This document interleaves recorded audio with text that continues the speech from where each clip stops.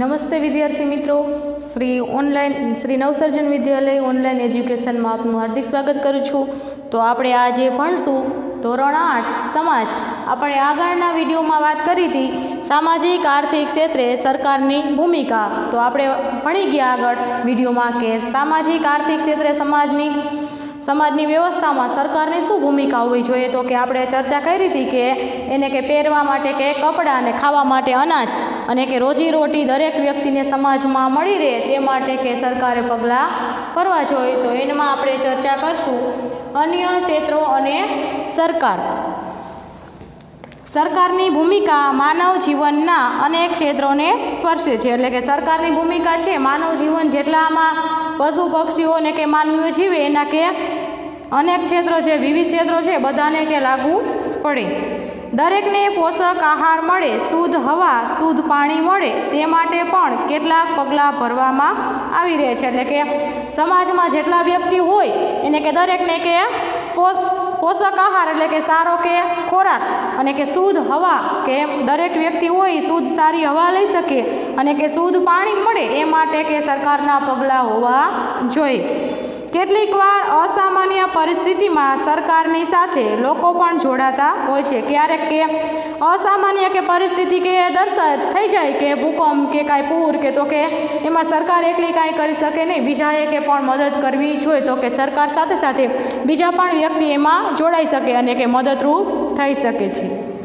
પૂર, ભૂકંપ જેવી આપત્તિઓની સ્થિતિમાં હજારો લોકો માટે તાત્કાલિક પાણી અને ભોજનની વ્યવસ્થા પ્રજાના સહકાર વગર માત્ર સરકાર કરી શકે નહીં। એટલે કે જો પૂર આવ્યું હોય, વધારે પડતો વરસાદ થાય અને કે એમાં જો પૂર આવે તો કે ઘર વખરીનું બધું તણાવવા માંડે અને બીજા કે મનુષ્ય અને પ્રાણીઓ જો એમાં તણાય તો એને મદદરૂપ કરવા માટે સરકાર તો યોગ્ય પગલાં લે, પણ બીજા માણસો હોય તે પણ એને મદદરૂપ થઈ શકે। જો ભૂકંપ કે પૂર જેવી આપત્તિઓમાં કે હજારો લોકો માટે તાત્કાલિક પાણી અને ભોજનની વ્યવસ્થા પ્રજાના સહકાર વગર માત્ર સરકાર કરી શકે। એટલે કે સરકાર પાસે પૂરતા સાધન સામગ્રી અને કે માણસો પણ અમુક રાખેલા હોય તો કે પૂર ને ભૂકંપ જેવી પરિસ્થિતિમાં બીજું તો કાંઈ નહીં, પણ ભોજન અને પાણીની વ્યવસ્થા કરવી હોય તો એ કોણ કરે? તો કે સરકાર। સામાન્ય પરિસ્થિતિમાં સમાજના તમામ વર્ગના લોકોને યોગ્ય પ્રમાણમાં પૂરતો પોષક આહાર મળે તેમજ પીવાનું પાણી મળી રહે તે માટે ઘણા સારા પ્રયત્નો થયા છે। એટલે કે સામાન્ય પરિસ્થિતિ હોય અત્યારે હાલની પરિસ્થિતિમાં તો પણ અમુક વર્ગો એવા છે જેને કે 2 ટકે જમવાનું પણ મળતું નથી, તો તેના માટે સહાય કરવાનું કાર્ય પણ સરકાર કરે છે કે એમને કે પોષક આહાર મળી રહે અને પીવાનું પાણી મળી રહે એટલું એના માટે કાફી છે। તેમજ માણસોને અધિકાર રૂપે આપવામાં આવે છે। માણસોને પણ એનો કે અધિકાર છે, સમાજમાં રહેતા હોય તો કે ખાવાનું તો કે દરેકને મળી રહે એ પણ સરકારનું કાર્ય છે।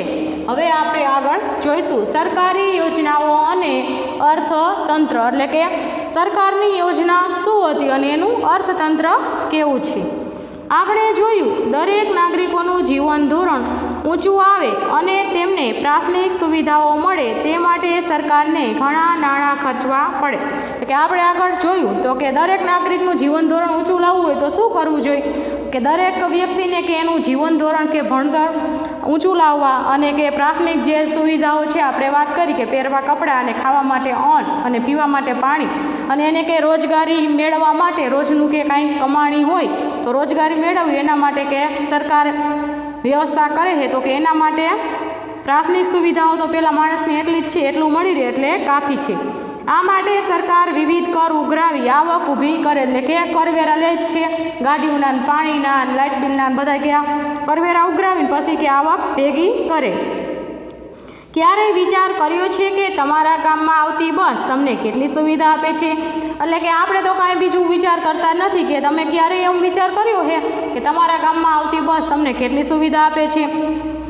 પણ નાના ગામડા સુધી આ બસ મોકલવા માટે પ્રત્યેક દિવસે સરકારને કેટલો ખર્ચ થતો હશે? એટલે કે નાના ગામડાઓ જ્યાં રસ્તો ખરાબ હોય, ત્યાં વાહનો ન હાલે તો એ ગામડાઓવાળાને જ્યાં શહેરમાં જવું હોય તો કે બસ ન જતી હોય તો એને કેટલી અગવડતા ઊભી થાય। તો એના માટે કે સરકાર કે કેટલો પ્રયત્ન કરે છે, બસ મોકલે છે તો કે એ દિવસ કે સરકારને કેટલો ખર્ચ થતો હશે એની આપણે કાંઈ હિસાબ લગાવ્યો નથી। નાના ગામ સુધી રોજ રોજ પરિવહન સેવા ચલાવવી એ ખોટના ધંધો સરકાર શા માટે કરતી હશે? એટલે કે નાના ગામ સુધી કે રોજ રોજ કે પરિવહન એક ગામથી બીજે ગામ કે શહેરમાં જવું હોય તો એના માટે કે જે આ સરકાર બસની મોકલે તો એ આપણને એમ થાય કે એ શું કામ મોકલતી હશે? તો કે અમુક વર્ગના જે વ્યક્તિ હોય એને કે પ્રાઇવેટ કે સાધન એનું કંઈ હોય નહીં તો એને જવું હોય તો એ સરકારી બસમાં એટલું સસ્તું પડે એ માટે કે બસ મોકલે. અહીં રોજિંદી સેવા આપવા પાછળ સરકાર જે ખર્ચ કરે છે તેમાં નફો રાખવાનો આશ્રય હોતો નથી. એટલે કે રોજિંદા આપણે કાર્ય જે કરીએ એમાં બસમાં જઈ તો એ બસ મોકલે છે એના પાછળ જે સરકાર ખર્ચ કરે એમાં એને કાંઈ ફાયદો થતો નફો તો થતો નથી. એ કે આપણા સેવા માટે જ કરે છે, પરંતુ લોકોને સુવિધા આપવાનો હેતુ હોય છે. એટલે કે એના સમાજમાં રહેતા બધા લોકોને કે પૂરતી સુખ સુવિધા મળે એ માટે સરકારનો હેતુ બસ એટલો જ હોય. ઓછી આવક ધરાવતા પરિવારોને અનાજ, તેલ, ખાંડ જેવી સામગ્રી ઉત્પાદન ખર્ચ કરતાં ઓછા ભાવે આપવામાં આવે. એટલે કે ઓછી આવક જે વ્યક્તિ ધરાવતા હોય કે અનુસૂચિત જાતિના લોકો છે જે આદિવાસીની એ લોકો કે રોજનું લાવીને એનું કામ કરીને અનાજને, તેલને, ખાંડ જેવી સામગ્રી એટલું ઉત્પાદન ખર્ચ કરતાં એને કે ઓછો, જેટલી કે એની આવક હોય એના કરતાં એનો ખર્ચ ઓછો હોય તો કે એ બધા લોકોને અમુક દિવસે કામ ન મળ્યું હોય તો એના માટે કે સરકાર કે રેશનમાં કે મફતમાં તો કે અનાજ, તેલ, ખાંડ કે અમુક વર્ગને આપે છે. આ પણ નાગરિકોને પાયાની સુવિધા આપવાના હેતુથી જ કરવામાં આવતી વ્યવસ્થા છે. એટલે કે આ કે નાગરિકો જે છે ને પાયાની સુવિધા જે આપણે વાત કરી કે અનાજને, પહેરવા કપડાને, પાણી અને રોજીરોટીનું મળી રહે એના માટે કે આ વ્યવસ્થા પણ ઉત્તમ છે. આ સુવિધા આપવા માટે કેટલાક ક્ષેત્રોમાં વધારે ટેક્સ નાખવાની ફરજ પડે કે આ પછી આ વ્યક્તિને જે ખર્ચો થાય એના માટે કે સરકાર બીજા કે અમુક ટેક્સ જે ઉઘરાવે એમાંથી આવકમાંથી કે આમાંથી એને ફાળવીને આપે. સરકાર આ આવકમાંથી જ લોક કલ્યાણના કાર્યો કરી શકે. એટલે કે સરકાર બીજા વધારાના ટેક્સ જે છે એ ઉઘરાવીને પછી કે આમાંથી કે જે નીચલી કોમના વ્યક્તિ હોય એને કે લોકોના કલ્યાણ માટે આ કાર્યો એ કરે છે. હવે આ પાઠ પૂરો. તો કે આધુનિક ભારતમાં કલા. તો કે આધુનિક ભારતમાં પહેલાં કલા વિશે તો કે કલાના કે બે પ્રકાર પડે છે કે એક તો દ્રશ્ય કલા અને એક પ્રદર્શિત કલા. દ્રશ્ય કલા એટલે કે આપણે આ ટીવીમાં જે કાંઈ જોવી, દ્રશ્ય એટલે કે આંખોથી ટીવીમાં જે જોવી દ્રશ્ય કલા, અને કે પ્રદર્શિત કલા એટલે કે જે કાંઈ ઓલા દ્રશ્ય કલામાં કે શિલ્પી કંડારેલી મૂર્તિની પહેલાં કે રાજાઓનો યુગ હતો ત્યારે કે શિલ્પી જે કાંઈ એવું સામે હોય એવી રીતના એ દોરી દેતા, મૂર્તિ કંડારી દેતા. એટલે કે અમુક કોઈ શહીદ થઈ ગયા હોય તો એના પાડિયા ને એ બધાય દ્રશ્ય. અને કે પ્રદર્શિત કલામાં કે આ નાટકો જે કાંઈ આપણે કે અત્યારે નાટકો ભજવાય છે કે રામાપીર ને કોઈ નાટકો જે ભજવવામાં આવે તે. તો કે પ્રાચીન કાળમાં કે ભારતીય કલામાં કે જે કલા આવી છે તેની ચર્ચા અહીં કરવામાં આવેલ છે. પ્રાચીન કાળથી ભારતીય કલા અને સંસ્કૃતિ વિશ્વભરમાં આગવું સ્થાન ધરાવે છે. એટલે કે પ્રાચીન કાળથી કે યુગોથી જુઓ તો કે ભારતની કલા જે છે એ અને કે એની સંસ્કૃતિ જે કે આપણે કાર્યક્રમોને બધાય કે હોળીને, ધૂળેટીને, દિવાળીને જે કાંઈ તહેવારો ઉજવી સંસ્કૃતિ કે વિશ્વભરમાં કે આગવું સ્થાન ધરાવે છે. કલા એ માનવીની અભિવ્યક્તિનું માધ્યમ છે. કલા એ માનવનું કે એક અભિન્ન અંગ જ છે. તેના દ્વારા માનવચિત્ત અને સમાજનું દર્શન થાય. એટલે કે તેના દ્વારા માનવચિત્ત એટલે કે માનવીના કે ચરિત્ર ચિત્ર અને કે સમાજનું કે દર્શન અહીંયા થાય. કલાશાસ્ત્રીઓ કલાને બે ભાગમાં વહેંચે. એટલે કે કલાશાસ્ત્રીઓ છે કલા કે કેટલા પ્રકારની છે તો કે બે, દ્રશ્ય કલા અને પ્રદર્શિત કલા. તો કે દ્રશ્ય કલામાં ચિત્ર, શિલ્પ અને હસ્તકલાનો સમાવેશ થાય. એટલે કે કોઈ આપણે ચિત્ર દોરી તો એ શેમાં આવે તો કે દ્રશ્ય કલામાં. ચિત્ર અને કે શિલ્પ એટલે કે શિલ્પી જે કંડારેલી મૂર્તિ બનાવે એ હસ્તકલાનો કે હાથેથી કે એ મૂર્તિને કે ઘાટ આપે. જ્યારે પ્રદર્શિત કલામાં સંગીત, નૃત્ય, વાદ અને નાટ્ય કલાનો સમાવેશ થાય. એટલે કે પ્રદર્શિત કલામાં સંગીત આપણે વગાડીએ તે અને કે નૃત્ય કરીને અભિનય સાથે બાળગીતા નાના ધોરણમાં કરી તો કે એ નૃત્ય, અને કે કોઈ સોંગ ઉપર ડાન્સ કરી નૃત્ય, અને કે વાદ્ય એટલે કે વાજિંત્ર હારે વગાડતા જઈને ગાતા છે. ને નાટ્ય કલાનો કે એટલે કે કોઈ નાટક હોય તો કે એ આપણે રજૂ કરી તો કે નાટ્ય કલાનો સમાવેશ થાય. તો એ કે કઈ કલા તો કે પ્રદર્શિત કલા. કલા સંસ્કૃતિને ઉજાગર કરતું માધ્યમ છે. એટલે કે આ કલા છે એ આપણે આ સંસ્કૃતિ છે આપણા જીવનમાં એને કે ઉજાગર કરતું માધ્યમ છે. કોઈ વ્યક્તિને કાંઈ દુઃખ હોય તો કે આવું સંસ્કૃતિનું કે આવું કંઈ નાટક કે કાંઈ ચાલતું હોય તો કે એ પોતાનું દુઃખ ભૂલી જાય કે કલા કે આપણા કે જીવનનું એક માધ્યમ જ છે. ભારતીય કલા વૈશ્વિકતા, વિવિધતામાં એકતા, ધર્મ નિરપેક્ષતાના તત્વો સાથે સુયોજિત છે. એટલે ભારતની કલા છે વૈશ્વિકતા એટલે કે વિશ્વમાં વિવિધતામાં એકતા ધરાવે છે. કે આપણા કે ભારત દેશમાં કે વિવિધતા એટલે કે સંપ એટલો છે કે એમાં પણ એકતા એટલે કે બધા સાથે કે સમૂહમાં કાર્ય કરવું, સાથે મળીને રહેવું એટલે કે વિવિધતામાં એકતા. ધર્મ નિરપેક્ષતાના તત્વો છે એટલે કે ધર્મમાં કોઈ ભેદભાવ થતો નથી. હિન્દુ હોય કે મુસલમાન હોય કે બધી જાતિના લોકો બધા માટે કે ધર્મ ભલે અલગ અલગ હોય પણ ભગવાન એક જ છે.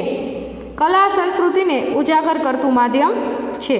હવે કે આધુનિક કાળમાં લલિત કલા એક પ્રકાર ચિત્રકલા વિશે આપણે વિસ્તારપૂર્વક ચર્ચા કરીશું. તો કે લલિત કલાનો એક જે ભાગ છે ચિત્રકલા, એના વિશે આપણે ચર્ચા કરીશું. તો કે હવે આપણે આગળ જોઈશું કે કલામાં શું આવે? ચિત્રકલા. ચિત્રકલા એટલે કે પ્રારંભથી જ પ્રકૃતિ અને ધર્મ ચિત્રકલાના કેન્દ્ર તરીકે ઓળખાય. શરૂઆતથી જ કે પ્રકૃતિ છે જે આપણે આજુબાજુ આ વાતાવરણ એ અને કે ધર્મ એટલે ધર્મમાં તો કે દેવ દેવતાઓના ફોટાને ચિત્રકલાના કે કેન્દ્ર તરીકે રહ્યા. શરૂઆતમાં કે ધર્મ ગ્રંથોમાં આવતા પ્રસંગો દેવી દેવતાઓ અને પશુ પક્ષીઓના મુખ્ય વિષય તરીકે રહ્યા. એટલે કે શરૂઆતમાં કોઈ ચિત્રકાર પહેલાં ચિત્ર દોરતા તો કે શેના ચિત્ર દોરતા? તો કે દેવી દેવતાઓના કે ચિત્ર દોરતા. કોઈ એના કે મૂર્તિ હોય તો એને કે સારી રીતે કે કોતરણી કરીને એને કંડારીને કે અને કે પશુ પક્ષીઓના કે ચિત્ર દોરવાનો કે મુખ્ય વિષય હતો.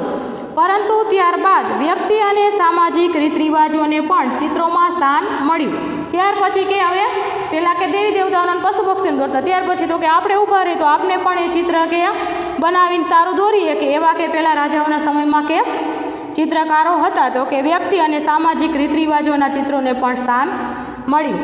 તક્ષશિલા અને નાલંદા જેવા વિશ્વવિદ્યાલયોમાં કલા શિક્ષણ આપવામાં આવતું હતું. એટલે પહેલાં કે જે જૂની વિદ્યાપીઠો હતી તક્ષશિલા અને નાલંદા, અહીંયા કે વિદ્યા તો કે આપવામાં આવતી, સાથે સાથે કે કલાનું શિક્ષણ પણ આપવામાં આવતું. અંગ્રેજી શાસનમાં ભારતીય કલા તથા સંસ્કૃતિ વિસરાઈ ગઈ હતી. એટલે કે અંગ્રેજોનું જ્યારે શાસન હતું આપણા દેશ ઉપર, જ્યારે અંગ્રેજો રાજ કરતા ત્યારે કે ભારતની કલા હતી ને એ તો કે અને સંસ્કૃતિ આપણી જે હતી કે ધર્મનું બધું એ કાંઈક ભૂલાઈ ગયું હોય ને એવું લાગતું હતું. ગુજરાતમાં કલા શિક્ષણ માટે કોઈ ખાસ સંસ્થા ન હતી. એટલે કે ગુજરાતમાં કે બધાને કે કલા આવડે એવી કાંઈ ખાસ સંસ્થા હતી નહીં. કચ્છના મહારાવ પ્રાગલમજીએ ભુજમાં ઈસવીસન 1877-78માં એક કલા શાળા શરૂ કરી. એટલે કે શરૂઆતમાં કે કચ્છના કે મહારાવ કે પ્રાગલમજી હે એને કે ભુજમાં કે 1877-78માં કે કલા શાળા પહેલાં એને શરૂઆત કરી. વડોદરામાં મહારાજા સયાજી રાવે સ્થાપેલું કલા ભવન કલાનું શિક્ષણ આપતું હતું. એટલે કે વડોદરામાં કે મહારાજા સયાજી રાવ છે એને કે કલા ભવન કે સ્થાપેલું છે. અહીંયા કે બધાને કલાનું શિક્ષણ આપવામાં આવે છે. પરંતુ તેનો અભિગમ કલા ઉદ્યોગના શિક્ષણ પરત્વે વધુ હતો. એટલે કે એનો ઉદ્યોગનું કે ભણતર તો હતું, આ સાથે સાથે કે કલાનું શિક્ષણ પણ આપવામાં આવતા. અમદાવાદમાં શેઠ ચિમનલાલ નગીનદાસ વિદ્યાલય શેઠ વિદ્યાલયમાં ઈસવીસન 1951માં શિક્ષકોની તાલીમ માટેનો અભ્યાસક્રમ શરૂ કરવા કલા શાળાની સ્થાપના થઈ. એટલે કે અમદાવાદમાં કે શેઠ આપણે કે આગળના પાઠમાં આવતું કે શેઠ ચિમનલાલ કે નગીનદાસ વિદ્યાલય કે ઈસવીસન 1951માં કે શિક્ષકોને પહેલાં તાલીમ માટેનો કે અભ્યાસક્રમ કરવા માટે કલા શાળાની પહેલાં સ્થાપના કરી.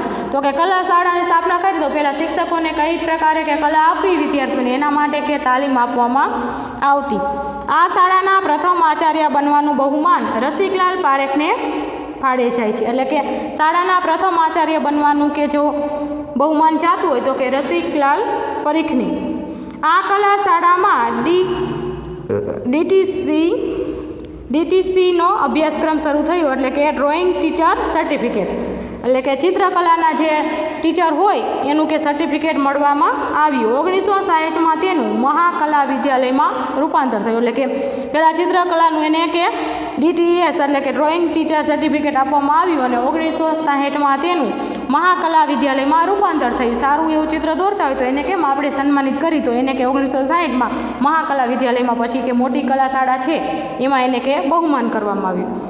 હવે કે આપણે આગળ જોઈશું તો કે ચિત્રકલાનો ઇતિહાસ. પહેલાં કે ચિત્રકલાનો કે રાજાઓશાહી હતી ત્યારે કે ચિત્રકલાનો અભ્યાસ કેવો હતો? ભારતમાં ચિત્રકલાનો ઇતિહાસ પાષાણ યુગ જેટલો જૂનો છે. એટલે કે ભારતમાં કે ચિત્રકલાનો ઇતિહાસ કે જેમ પાષાણ યુગમાં જેટલું જૂનું છે એવી રીતના ચિત્રકલાનો અભ્યાસ પણ એવો જૂનો છે. ઈસવીસન પૂર્વે 7000ના કાળના મધ્યપ્રદેશની ભીમબેટકાની ગુફાઓમાંથી ચિત્ર મળી આવ્યા. એટલે કે 7000 કાળના કે જૂના કે 7000 વર્ષો પહેલાં કે મધ્યપ્રદેશની કે ભીમબેટકાની કે ગુફાઓમાં છે એમાં કે જૂના ચિત્રો કે મળી આવ્યા. તે ભારતીય ચિત્રકલાનો પ્રથમ પુરાવો ગણાય. એટલે કે ભારતની ચિત્રકલા છે જે એનો કે પ્રથમ પુરાવો એ ગણાય. આ ચિત્રો ગુફાની દિવાલો પર કુદરતી રંગોથી તૈયાર થયા. એટલે કે આ ગુફા આપણે જોવી પહેલાં જૂના રાજાશાહીની કે જે અમુક ગુફાઓ હતી એવી અત્યારે બહુ જોવા મળતી નથી. અમુક જગ્યાએ હજી એમનો છે ને અમુક જગ્યાએ એ ખંડેર થઈ ગયું છે કે પડીને બધું ઝાઝા વર્ષોનું હોય એટલે કે તૂટી જાય. તો કે એ ગુફાના ચિત્ર ઉપર જોવી જ કોઈ દિવાલો ઉપર કે કુદરતી રંગોથી તૈયાર થયા છે એમ થાય કે આ ચિત્ર હમણાં જ કાંઈક બોલી ઉઠશે જાગતું હોય એવું આપને ચિત્ર જોવા મળે. ભલે મરી ગયા હોય ચિત્ર દોર્યું તો આપણે એમ થાય કે આ ચિત્ર કેટલું જીવંત છે. ઈસવીસન પૂર્વે 2000ની આસપાસના સમયમાં ચિત્રો મહારાષ્ટ્રના નરસિંહગઢની ગુફાઓમાં પણ મળી આવ્યા. પહેલાં કે 7000 વર્ષ પહેલાં કે ભીમબેટકાની ગુફાઓમાં મળી આવ્યા તો કે પછી 2000 વર્ષ પહેલાં કે મહારાષ્ટ્રના નરસિંહગઢની ગુફાઓમાં પણ કે જૂના ચિત્રો મળી આવ્યા છે. મોટા ભાગે ચિત્રના નમૂનાઓ ગુફાઓમાં ભોજપત્રો, શિલાઓ, મંદિરો, મઠો પર જોવા મળે. એટલે કે મોટા ભાગના જે ચિત્રના નમૂના એ ક્યાં જોવા મળે તો કે ગુફાઓ, જૂની જે ગુફાઓ હોય કંડારેલી અહીંયા, અને કે ભોજપત્રો એટલે કે પહેલાં જે જમવાના પત્રો આવતા એમાં, અને કે શિલાઓ અને કે મંદિરો, જે શિલાઓ કે અમુક હોય રાજાઓની એ અને કે મંદિરો જૂના હોય એના ઉપર કે આ બધા કે નમૂનાઓ જોવા મળે. બૌદ્ધ ગ્રંથોમાં પણ આવા ચિત્રો મળી આવે. એટલે કે ગ્રોધ હે કે ગ્રંથો એમાં કે પણ આ જૂના ચિત્રો મળી આવે. અને આમાં આપણે કે પદપાણીની ગુફાનું કે અજંતાની કે ચિત્ર આપ્યું છે જો કેવી મૂર્તિ કંડારેલી છે.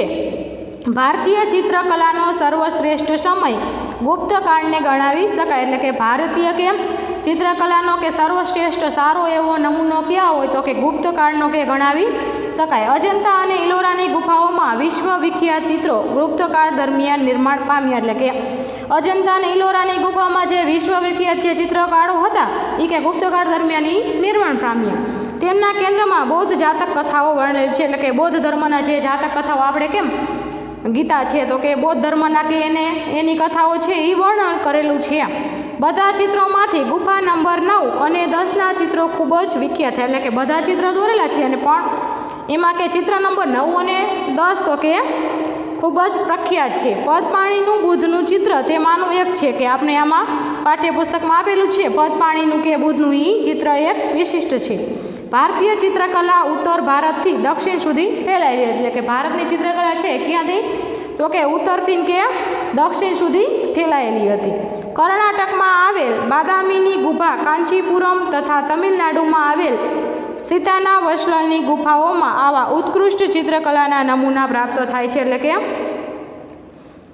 બાદામીની કર્ણાટકમાં આવેલી કે બાદામીની ગુફા છે અહીંયાથી જઈ આગળ તો કે કાંચીપુરમ, અને એમાં કે તમિલનાડુમાં કે સીતાના વસલની ગુફાઓ એ કે ઉત્કૃષ્ટ ચિત્રકલાના કે બેહદ કે સારા એવા નમૂનાનું કે ઉદાહરણ છે. બૃહદેશ્વરના મંદિરની દિવાલો પર ભારતના મહાકાવ્યોને ચિત્રો દ્વારા સુશોભિત કરવામાં આવ્યું છે. એટલે કે બૃહદેશ્વરના મંદિરની જે દિવાલો છે ને એને કે ભારતના મહાકાવ્યોના કે ચિત્રો દ્વારા કે એને શણગારવામાં આવ્યું છે. પૂર્વ મધ્યકાલીન રાજપૂત કાળમાં અને મુગલ કાળમાં તેનો વિકાસ થયો. એટલે કે પૂર્વ મધ્યકાલીનમાં જ્યારે રાજાઓ રાજ કરતા ત્યારે અને કે મુગલો જ્યારે રાજ્ય કરતા એટલે કે મુગલ કાળમાં તેનો સારો એવો વિકાસ થયો છે.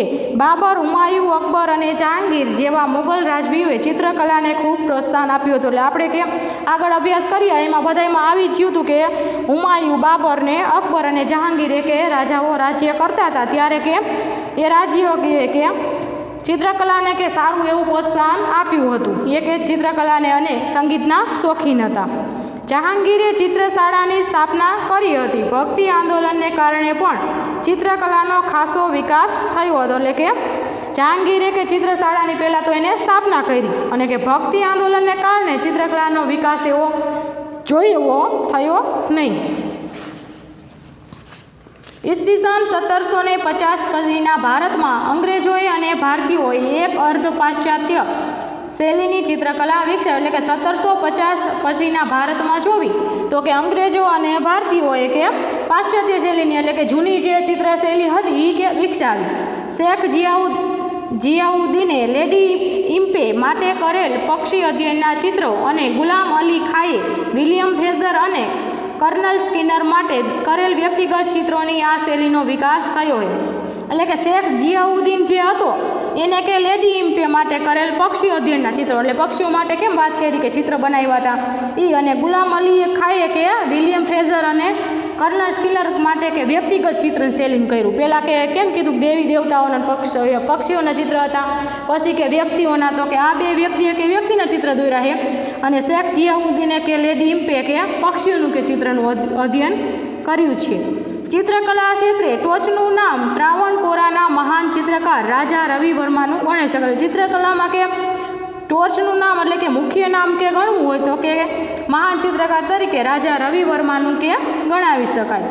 તેમને ભારતીય પૌરાણિક અને સામાજિક વિષયના ઉત્કૃષ્ટ તૈલચિત્રો બનાવ્યા. એટલે કે ભારતીય અને કે પૌરાણિક જે જૂના છે એ અને કે ભારતના અત્યારના જોવી તો કે ઉત્કૃષ્ટ તૈલચિત્રો કે બનાવ્યા છે. જેમાં દેવી સરસ્વતીનું ચિત્ર વિખ્યાત થયું. એટલે કે એમાં એને ચિત્ર બનાવ્યું છે બધાય. એમાં કે સારું ચિત્ર હોય તો કે સરસ્વતી દેવીનું ચિત્ર છે એ બનાવ્યું છે ને અહીંયા આપણે બતાવવામાં પણ આવ્યું છે. ભારતમાં 19મી સદીમાં પુનઃજાગૃતિના સમયે કલા ક્ષેત્રે ખૂબ વિકાસ થયો. એટલે કે ભારતમાં કે 19મી સદીમાં કે કલા ક્ષેત્રે કે વિકાસ થયો હોય તો ક્યારે કે 19મી સદીમાં. મુંબઈમાં ઈસવીસન 1858માં સર જે સ્કૂલ ઓફ આર્ટ, તો ઈસવીસન 1890માં વડોદરામાં કલાભવનની સ્થાપના થઈ. એટલે કે 1858માં કે સર જે સ્કૂલ ઓફ આર્ટ એમાં કે કલા ક્ષેત્રનું કે જે નિર્માણ થયું, અને 1890માં કે વડોદરામાં કે કલાભવનની સ્થાપના થઈ.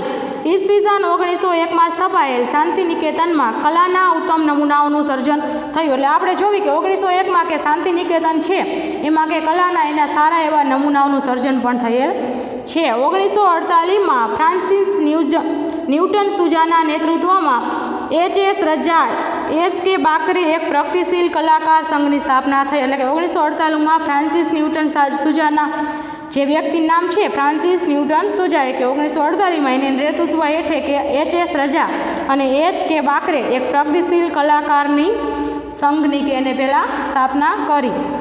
ભારતમાં મજબૂત આધુનિક ચિત્રકલાની પ્રસ્તુતિ કરી. ઈસવીસન 1950માં કોલકાતા અને મુંબઈમાં ચિત્ર શાળાઓની સ્થાપના કરવામાં આવી. એટલે કે 1950માં કે કોલકાતા અને મુંબઈમાં કે ચિત્ર શાળાની સ્થાપના થઈ. પહેલાં ભણવા માટેની તો શાળાઓ હતી, પણ ધીમે ધીમે કે કલાકારો કે ચિત્રશાળાની અને કે કલાની કે સ્થાપના કરવામાં આવી. ચેન્નઈમાં પણ KC.S. પાણીકર અને દેવી પ્રસાદ રોય ચૌધરીએ મદ્રાસ સ્કૂલ ઓફ આર્ટની રચના કરી. એટલે કે ચેન્નઈમાં પણ કે KC.S. કે પાણીકર છે એ અને કે દેવી પ્રસાદ રોયે કે મદ્રાસ સ્કૂલ ઓફ આર્ટની રચના કરી. કલાના વિકાસ માટે સ્વતંત્ર ભારતમાં national gallery of modern art અગત્યનું સ્થાન છે. એટલે કે ચિત્રકલામાં જો વિકાસ માટે કે સ્વતંત્ર ભારતમાં સારું સ્થાન મેળવતા હોય તો કે national gallery of modern art એ કે અગત્યનું સ્થાન ધરાવે છે. જેમાં આધુનિક ભારતીય ચિત્રોનો વિશાળ સંગ્રહ છે. એટલે કે પહેલાંના પૌરાણિક ચિત્રો છે અને કે આ છે ને આધુનિક જગતમાં જે કાંઈ ચિત્રો છે વિશાળ એનો કે સંગ્રહ પણ થયેલો છે. બસ.